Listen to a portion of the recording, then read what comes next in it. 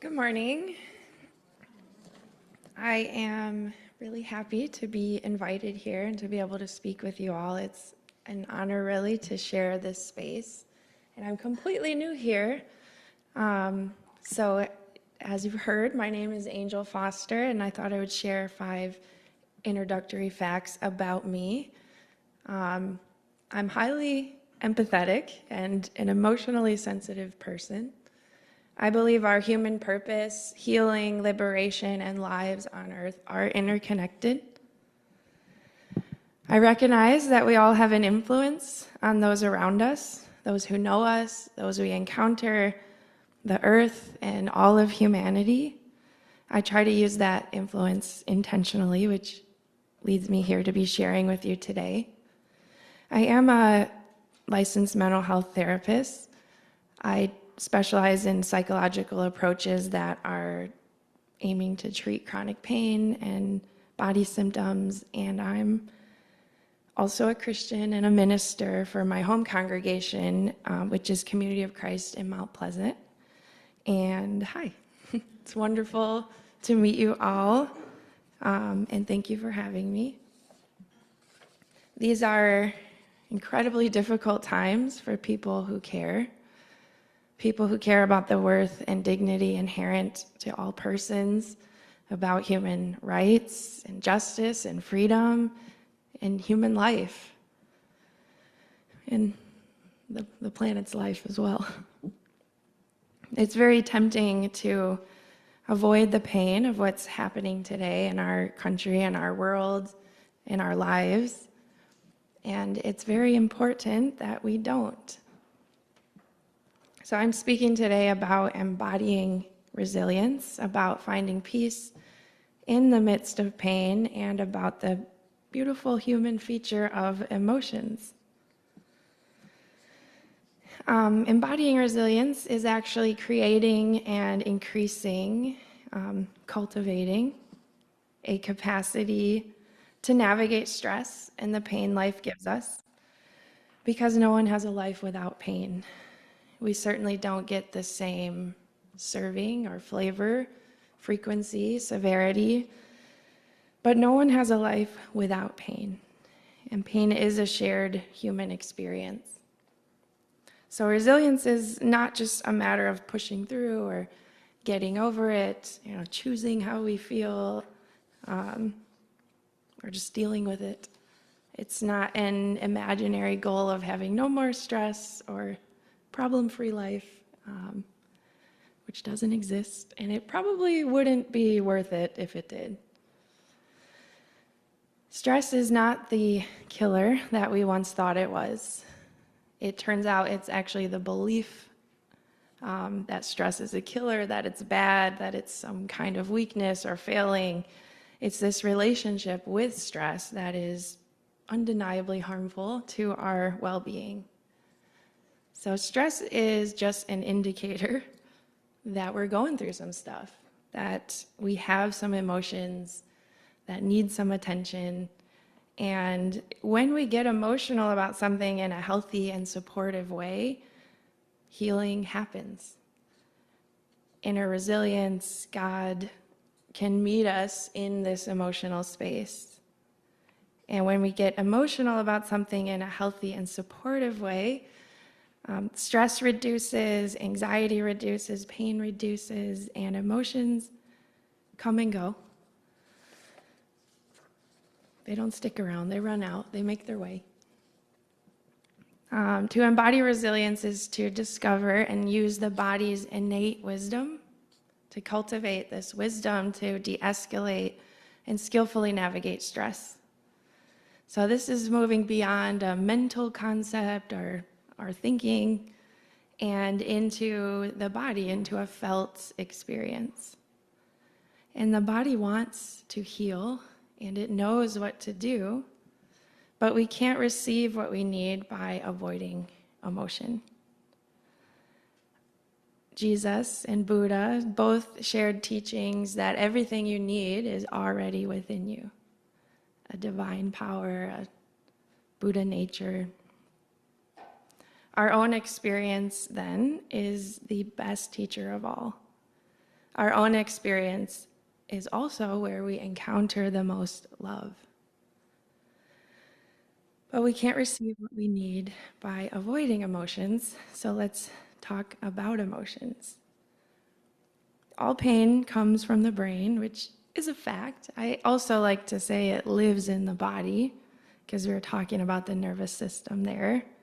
Both physical and emotional pain is not a fact. It's an alarm, it's information, it's how the body communicates. So if I put my hand on a hot stove, sends a signal to my brain interprets danger, I feel some pain, I pull my hand off very quickly, it's a good thing.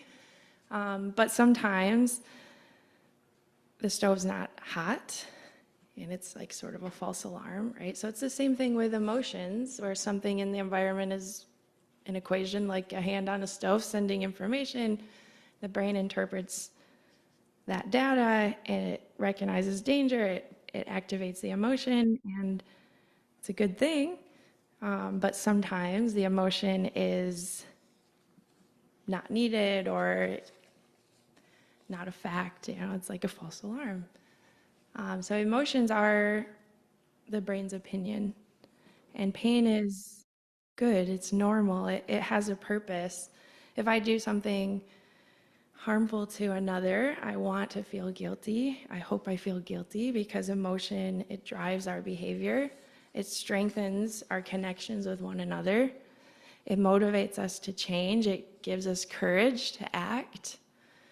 It moves us into problem solving, and it brings us closer to our inner wisdom, to God within.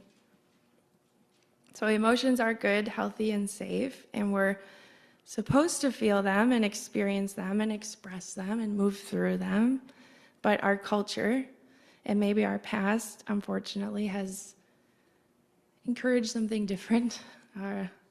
Life can lead us to pick up habits that avoid the felt experience of emotion, and this kind of becomes like a default mode from the body, and we're separated from our own experience, from our own emotional needs, from the body's innate wisdom. We're separated from each other, and even separated from the divine. So emotions are good and safe and healthy. They're meant to be felt and expressed and attended to, and in time resolved. I have one of my corny sayings is that there's a difference between getting over it and going through it. And what happens to us will affect how the nervous system responds to what happens to us. And we can tell ourselves that it's, some of this is in the past and it doesn't affect us.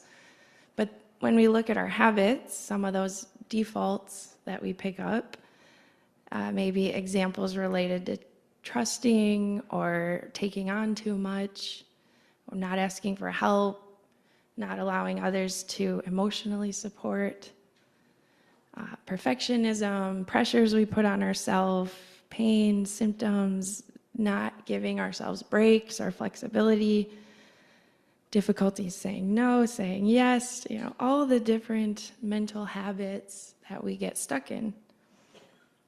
This all connects to emotional avoidance. And anytime we work on breaking away from that, connecting to the felt body, the felt experience in our body, it is a process of teaching our body to trust itself and to trust each other. And embodying resilience, it builds up our capacity to be flexible with experience, to bend with pressure. Community, of course, is so important here too, but that's another topic. The essence of life is suffering. This is a foundational concept in Buddhism, the first of the Four Noble Truths.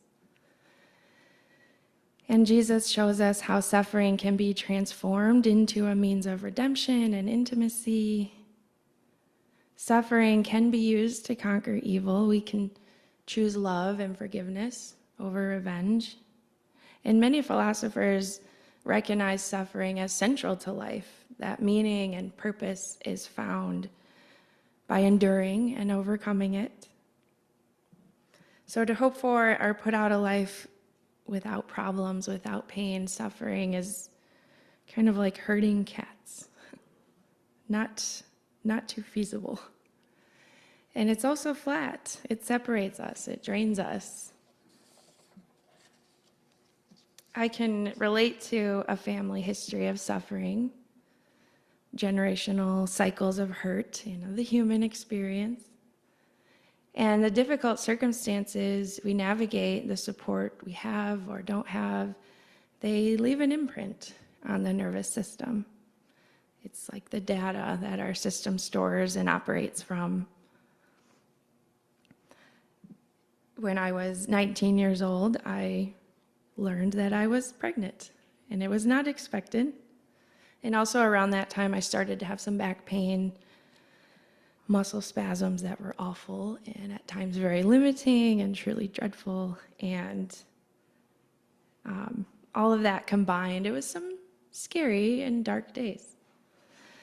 But the light found me in the midst of that, as many of us have likely experienced this intervention of life, of light in darkness. And I realized in a very felt way that the future had not happened yet. And I'm not powerless. That I have an impact and influence, as we all do. The light, it lives in us and it moves through us. It needs cultivating, but it's there.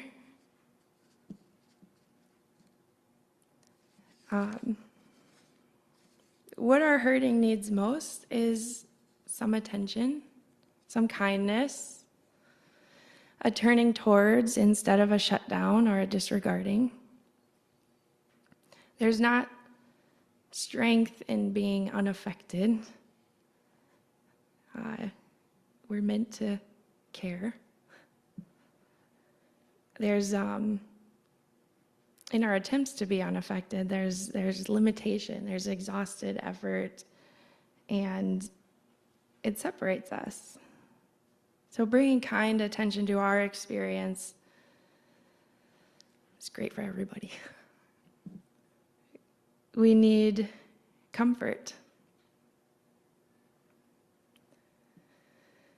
The definition of comfort, one definition of comfort, is the easing or alleviation of a person's feelings of grief or distress. So you can't have comfort without distress.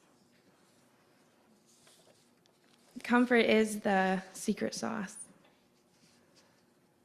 And there's a balance in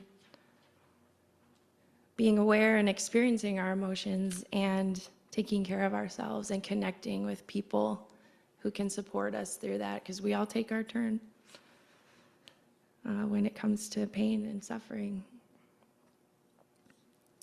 And comfort is a learning curve if it's new to you. So be patient with yourself. Being able to comfort and support others in an emotional sense doesn't always translate the same when we have our own experience. So the skill set changes.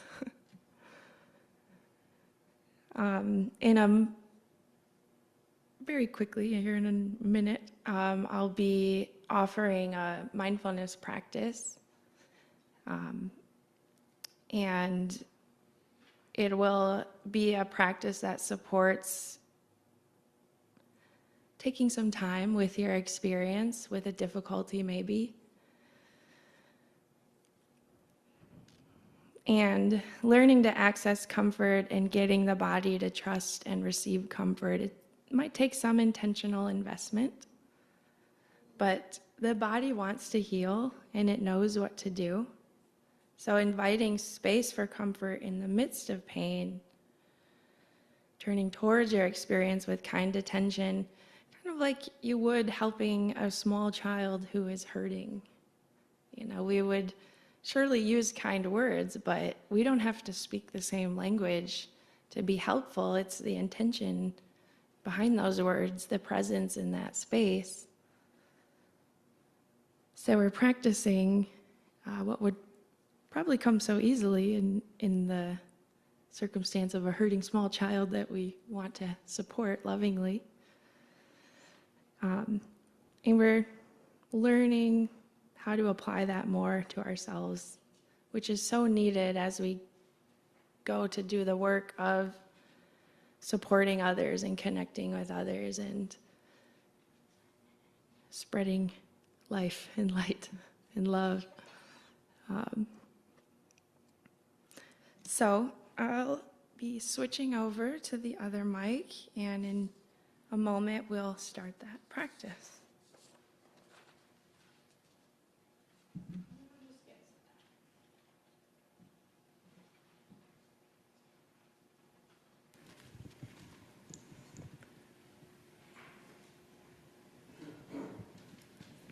This will probably just be about 6-7 minutes, not too long. So it's an invitation to join. You're, of course, welcome to do your own sort of connecting with yourself. If that would be better than maybe following my prompts. So just keeping that in mind. There's no rules for a mindful practice. So I would invite you to just let the body settle, maybe make some adjustments or wiggles. And if this is new to you, it's good to know that it's not supposed to be any certain type of way. So whatever you notice, whatever you experience is just there for you to notice. It's perfectly fine. It's not a problem, not wrong. It's actually right. That's what we're meant to see. So as you find a stillness, just becoming aware of how it feels to be seated, where the body is connecting with the chair beneath you, the ground beneath you, maybe your feet connecting to the ground. Just noticing the sensations there, letting attention start to settle. Becoming aware of your breathing. The body is always breathing. It knows what to do here, so we don't need to control it or try to breathe any certain way. We might catch ourselves doing that. Just letting that go. Watching the breath do what it does as it comes and goes. And as we bring to mind some of the challenges we might be carrying or facing in our days, we want to practice watching it the same way we're watching the breath. So without needing to control it or figure it out or fix it or any of those habits we might notice. Instead, we're just practicing allowing this experience and just noticing how it affects us, how it feels in the body. Investigating with kindness, with permission. Again, as if it was a small child who is hurting. The investigation is not intense, it's gentle, it's easy.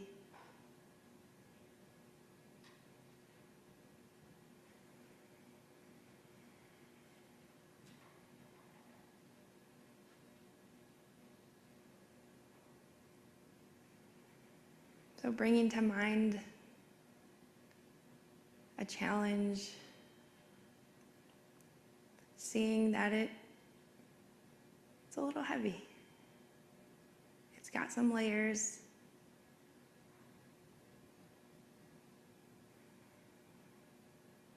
But it's hard.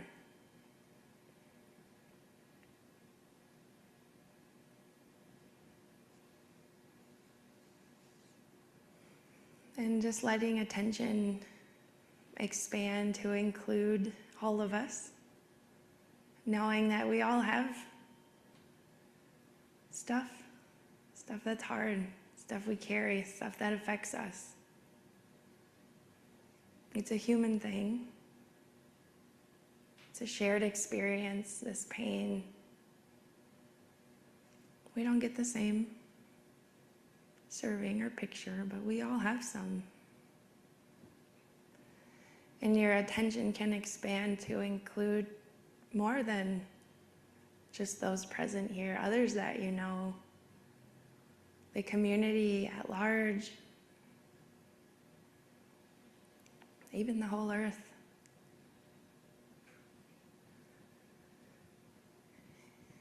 And then just inviting some comfort to your experience in the midst of this larger experience. That may I be patient with myself or supportive with myself. Maybe there's terms like buddy or friend. Even just using your first name. Just offering some kindness to yourself.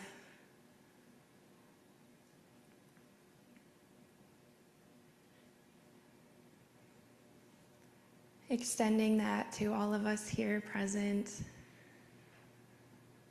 and even beyond.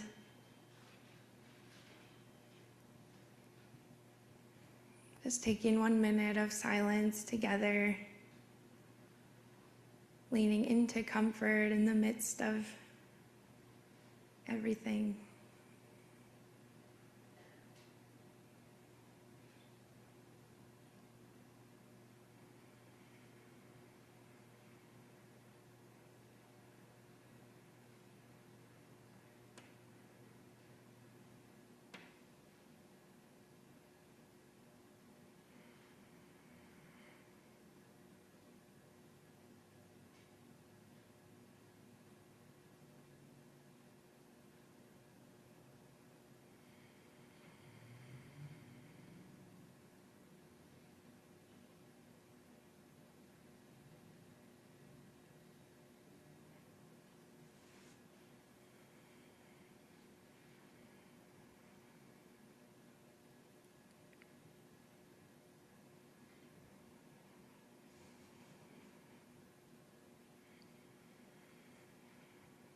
And if you want to bring to mind a phrase or a closing expression for yourself, I often like to include a closing of "May all beings be liberated." Thank you.